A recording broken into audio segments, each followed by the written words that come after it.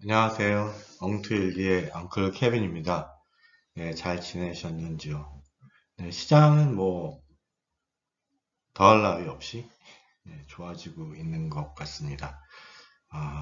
저 같은 경우에는 일부를 좀 현금화해서 밖으로 나와서 뭐 보고 있는데 이럴 때 보고 있으면 괜히 마음만 공부를 좀 하려고 하는데 최근에 그 미중 무역 전쟁이 좀 소강 상태죠. 그래서 뭐 처음에는 마치 그냥 금방 끝이라도 끝장을 낼 것처럼 다가서다가 사실 요즘은 좀 오히려 중국을 너무 봐주는 거 아니야? 라고 이야기할 정도로 사실은 좀 어, 슬로우 다운 되고 있죠. 그래서 그 뭐 많은 이유가 있겠습니다만은 그 중에 하나가 히토류다라는 이야기가 있어서 거기에 대한 공부를 좀 해봤습니다. 그래서 제미나이로 한번 보고 뭐 여러 가지를 좀 해서 정리를 했는데요. 여러분들이랑 같이 좀 그 내용들을 살펴보면 좋겠습니다. 표지에 있는 이 그림은 MP 매트리얼스에서 제공한 그 히토류 합금으로 만든 자석입니다. 이 자석들이 고온에서도 특성을 유지하고 뭐 그러기 때문에 우주선이나 뭐 이런데 그 고온이나 고압 이런 데서 견딜 수 있는 그런 자석들로 지금 첨단 산업에 쓰이고 있는 그런 자석입니다. 한번 살펴보도록 하겠습니다. 네, 먼저 히토류란 무엇이냐 이런 이야기를 좀 살펴보도록 하겠습니다. 히토류는 뭐 지구에 이제 양이 많지 않은 그런 원소인데 뭐 한 15개의 란타넘족 원소를 총칭하는 이야기입니다. 근데 이것들이 이제 양은 많지 않지만 조금 들어가는 경우에 뭐 아까 얘기한 좋은 자석을 만들거나 그다음에 어떤 반응의 촉매 그다음에 이제 아주 좋은 색 특성들을 내기 때문에 이런 것들이 지금 첨단 제품들 그리고 재생에너지 뭐 방위산업 뭐 이런데 필수 재료로 활용이 되고 있습니다. 이건 뭐 이름이랑 좀 다르게 지각 내에 아주 풍부하게 존재는 하지만 사실은 이게 그 순수한 형태로 추출하고 정제하는 과정이 되게 까다롭고 그다음에 이 과정에서 생기는 그 환경 문제 때문에 실제로는 이것이 큰 허들이 되는 거죠. 그래서 최근에 이제 미중 무역 갈등이 심화되고 있는데 중국이 이것들을 전략적으로 잘 준비해서 가지고 있어서 미국의 첨단 기술 수출 통제에 대응하는 그런 핵심 전략 수단으로 사용되고 있습니다. 굉장히 복잡한 그런 정제 과정이 있고 또 많은 인프라 투자가 필요하지만 선진국에서 그리고 다른 나라에서 잘 하지 못했던 이유는 이제 심각한 환경 오염 문제에 대한 것들이고요. 그럼에도 불구하고 중국은 이거를 핵심 역량으로 가져가서 지금의 그 지위를 갖게 됐죠. 정제 과정을 좀 한번 살펴봤습니다. 네, 히토류의 정제 과정과 환경 문제에 대해서 좀 살펴보도록 하겠습니다. 뭐 첨단 산업에 있어서 굉장히 중요하지만 실제로 환경 오염이 문제가 된다고 합니다.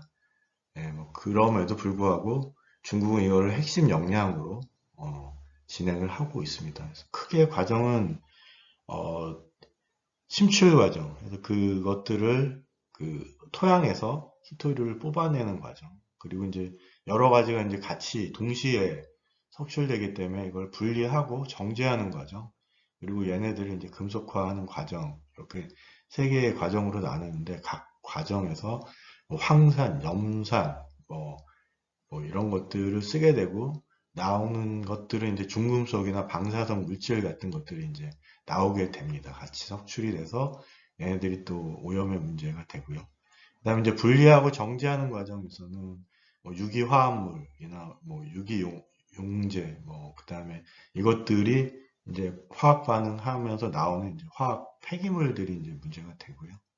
그다음에 이제 금속화하기 위해서는 뭐 유기물들을 녹여내는 뭐 불산, 염소, 뭐 이산화황 뭐 이런 것들, 그다음에 어, 그 금속화하고 남은 그런 그 슬래그 같은 것들이 이제 문제가 됩니다. 얘네들이 방사선 물질이고 또 산성 오염을 만들고 방산 오염을 만들고 그다음에 이제 용매들은 실제로 이제 대기를 오염시키는 그런 발암 물질인 것들이죠. 그리고 이제 HF나 CL2 같은 경우는 실제로 이제 호흡기나 뭐 이런 문제를 만들 수 있는, 제가 보기에는 거의 인간이 하는 산업에서 나올 수 있는 모든 그 불편한 것들이 다 나오는 그런 과정이고요. 그럼에도 불구하고 중국은 히토류를 중동의 석유와 같은 그런 핵심 그런 자원으로 키워야 되겠다라는 것들을 준비를 했고, 실제로 이제 그 준비를 해서 지금의 지위를 얻게 됐다고 할 수 있습니다. 네, 최근에 이제 중히토류가 문제가 되는데, 경히토류는 뭐 다른 나라에도 많이 있고, 그 다음에 가공이나 오염에 대해서 상대적으로 이제 그 힘들지 않기 때문에 상대적으로 그래서 이제 다른 곳에서도 좀 많이 하고 있습니다. 그런데 중히토류 같은 경우에는 상대적으로 좀 그 희귀하고, 그다음에 이제 그 첨단 기술의 또 핵심적인 그런 그 성능, 그러니까 뭐 예를 들어서 고온에서도 온도 그 성능을 유지하는 뭐 그런 것들, 그다음에 특성을 개선을 해서 소형화하거나 뭐 이런 뭐 반도체나 뭐 이런 것들 만드는데 뭐 그런데 이제 주로 쓰이게 됩니다. 그래서 고성능 모터, 미사일, 레이저, 전투기 뭐 이런 데 쓰는 거죠. 고온을 맞닥뜨릴 수 있는 뭐 그런 데 쓰입니다. 그래서 이 부분을 사실은 중국이 거의 전량을 커버를 하고 있고, 그래서 이제 최근에 무역 전쟁 때 중국이 이 중히토류를 통제하는 그 대상에 포함을 시키면서 최근에 이제 일들이 벌어졌던 겁니다. 네, 중국이 그럼 도대체 공급망을 얼마나 장악하고 있느냐 하는 것을 한번 살펴볼 텐데요. 먼저 2000년에 이제 일본과 좀 일이 있었죠. 그 전까지는 이제 거의 중국이 하고 있다가 이제 그때부터 준비를 해서 2020년 이후에는 사실은 다른 곳에서도 이제 많이 하고 있습니다. 그럼에도 불구하고 이제 중국이 압도적인 물량을 여전히 유지하고 있고요. 실제로 뭐 그 매장량도 많지만 실제로 채굴하고 가공하고 뭐 특히 이제 문제가 되고 있는 연구자사 생산 같은 경우에는 압도적으로 지금 중국이 하고 있습니다. 지금 채굴은 한 70% 정도 되고요. 가공 정제는 90%. 그다음에 지금 문제가 되고 있는 연구자석 같은 경우에는 거의 90%를 중국이 하고 있습니다.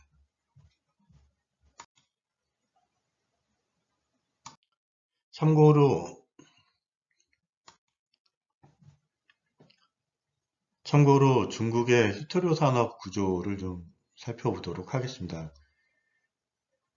2016년 그 난립하던 그런 기업들을 6개 기업으로 통폐합했고요. 최근에는 2개 그룹으로 재편을 했습니다. 그래서 뭐 생산량, 가격, 그다음 기술 개발 등의 효율성을 제고하고 지배력을 극도화했습니다.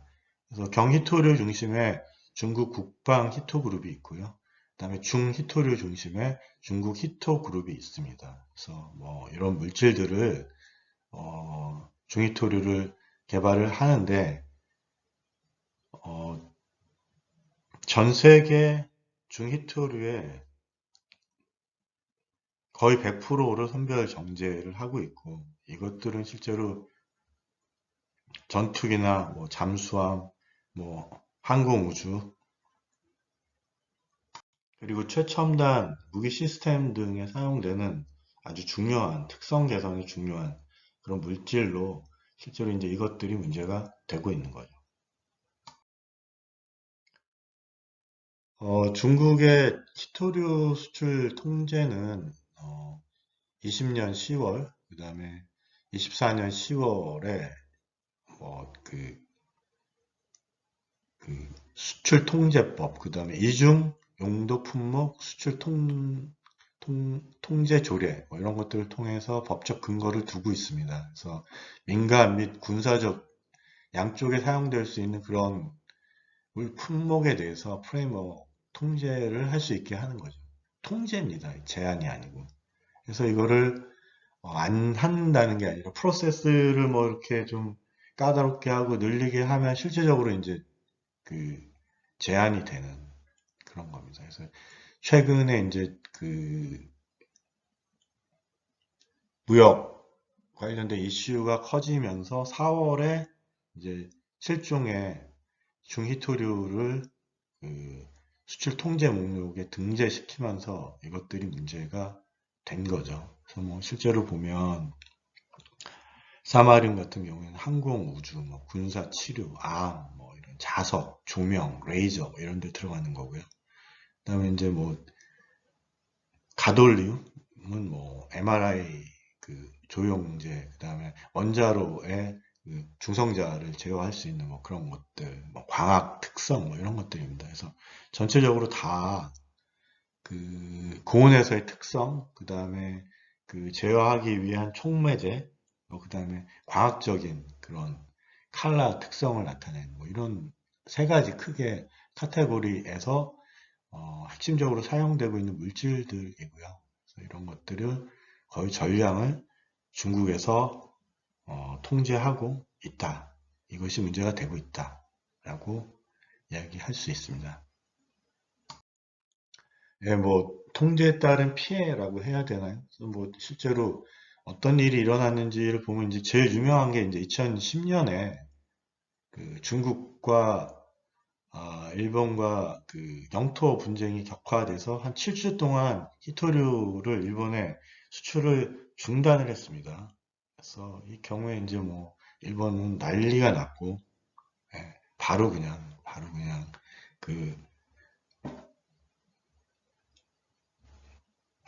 압류했던 그 배와 선장을 2주 만에 그 석방하면서 항복을 했죠. 그래서 이때부터 이제 전 세계의 히토류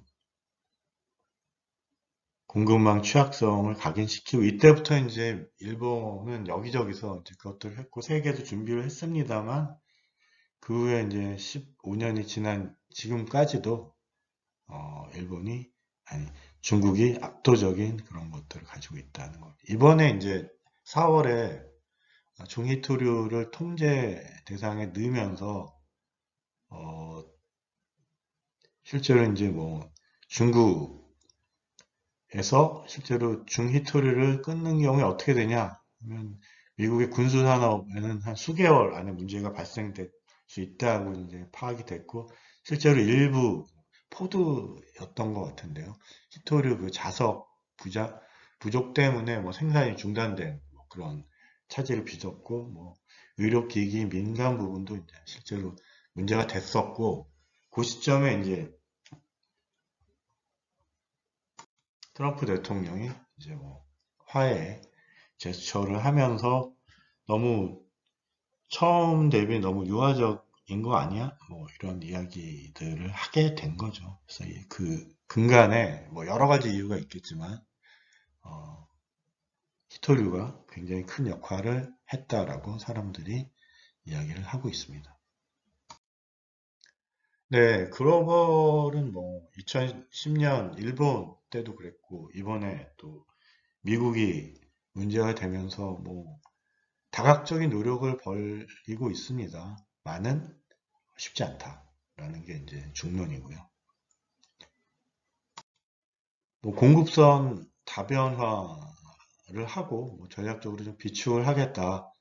그래서 매장량 측면에서는 뭐 베트남이나 뭐 브라질 같은 경우에 많이 있거든요. 그래서 이런 데서 그다음에 호주에서는 또 두 번째로 많이 하고 있고 그래서 여기에서 꼭 필요한 국방 및 산업을 좀 비축량을 늘려보자 하는 거고요.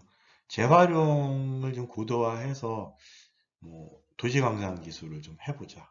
그다음에 이제 각 동맹국과 좀 그 핵심 광물에 대해서는 서로 좀 그 기술이나 뭐 이런 개발이나 이런 것들을 좀 같이 하자. 뭐 하는 게 이제 단기 내지는 중기 한 5년 내에 할 일이고 장기적으로야 뭐 해결이 될 걸로 생각을 하는데 그럼에도 불구하고 환경 문제를 어떻게 해결할까냐가 이제 핵심이 되는데 자국 내에서 해보자라고 해서 뭐 미국 같은 경우에 이제 MP 매트리얼스 뭐 이런데 그다음에 뭐 라이너스 뭐 이런 텍사스 공장 뭐 건설을 통해서 자국에서 어쨌든 핵심 역량을 가지고 가겠다라는 것이고 그다음에 이제 대체 소재를 좀 개발을 해보자. 그다음에 EU도 뭐 이제 내재화할 수 있는 그런 것들을 해나가자라고 하고 있지만 이거는 뭐 단기간에 해결될 문제는 아닌 것 같습니다. 그래서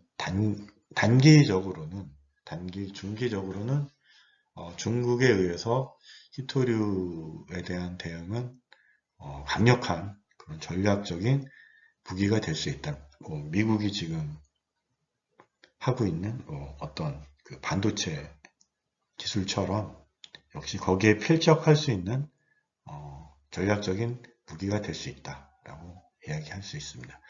그래서 어떤 기업들이 하고 있는지 좀 알아봤습니다. 네, 뭐 미국은 뭐 MP 마테리얼스가 제일 유명하고요. 뭐 에너지 퓨어스라는 기업도 있고요. 그다음에 뭐 앞에서 얘기했던 라이너스라는 그런 기업도 있습니다. 그래서 뭐 미국과 호주가 이제 메인으로 진행을 하고 있고 유럽 각국에서도 하고 있고요. 그래서 여하튼 뭐 그 내부적으로 그다음에 그 각국이 협력을 해서 이런 부분들을 좀 커버를 할 수 있게 진행을 하고 있다. 그래서 뭐 한번 내용을 좀 참고해 보시면 될 것 같습니다. 네. 네, 간단히 뭐 최근 미중 무역 전쟁에 이슈가 되고 있는 히토류를 좀 살펴봤습니다. 좀 투자하시거나 그다음에 전체적인 맥락을 좀 이해하시는데 도움이 되셨으면 좋겠습니다. 네, 끝까지 들어주셔서 감사합니다.